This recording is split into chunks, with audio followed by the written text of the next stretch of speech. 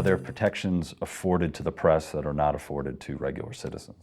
As a constitutional matter, the Supreme Court has generally said no, that everyone enjoys the same right to disseminate their views, their ideas, etc. And I think that's right historically, because press in the First Amendment didn't refer to journalism, it referred to the printing press that Ben Franklin and others would operate.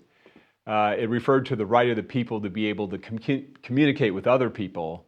You have the separation of powers, the legislative, executive, judicial branch, and so the press was sort of seen, the printing press and the people's ability to use it was seen as a sort of a fourth pillar of our democracy, so that the people could keep in check this new federal government they were creating on the theory that power was in the people and the politicians were their servants who they had every right to supervise in a democracy. Seems like we've come full circle in that when you start with the printing press and the idea being that there aren't journalists per se, but there are citizens who have the ability to communicate, with the world. And now, because of technology, we've kind of gone back to that idea that anybody with a phone is able to distribute. Or the internet. Or the internet. Has become the modern day printing press. Right. Now, the news media does get some privileges that aren't given to people, like a press pass to attend a news conference by the government or something, but that's because, it would be impractical to let everybody in. There's just not room for that. And so they're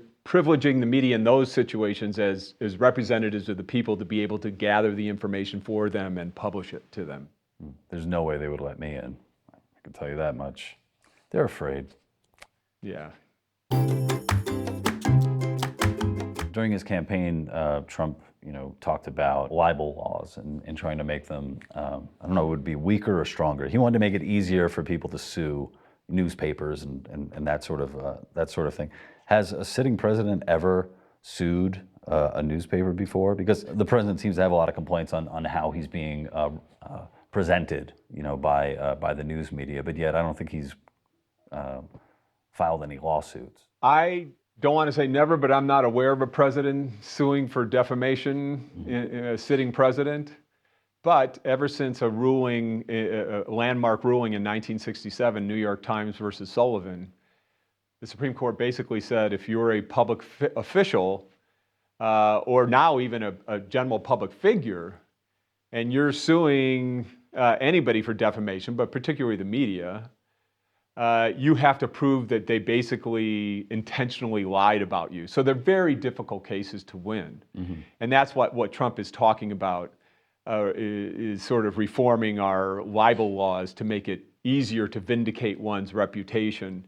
But it's the idea here that, well, if media outlets like newspapers start getting libel judgments by juries, then it's going to put them out of business. So that's one side of it. The other side says, no, by this law requiring basically a showing of intentional falsehoods by newspapers, it essentially insulates them from committing sloppy journalistic practices, not checking their sources enough when they publish stories and getting it wrong. The news about me is largely phony. It's false.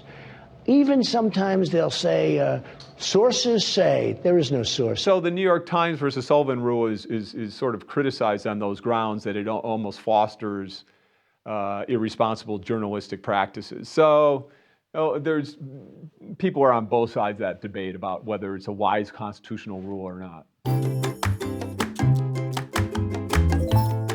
Hey guys, I hope you enjoyed our video. If you have any questions about the First Amendment or free speech in general, let us know in the comments. And be sure to subscribe to our channel and make sure to click the little bell icon so you get notified anytime we release a new video.